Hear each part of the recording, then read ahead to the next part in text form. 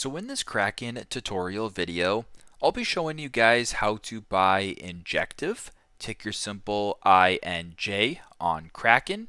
So once Kraken is opened up, I want you to go to the bottom, press on Explore, then go to the search bar at the top and type in a ticker symbol INJ, then select Injective at the top. Once Injective is selected, go to the bottom right and press on Buy. Type the amount of Injective crypto that you want to purchase. So for example, if you wanted to purchase $20 worth, I would type in 20 and then press on the purple arrow.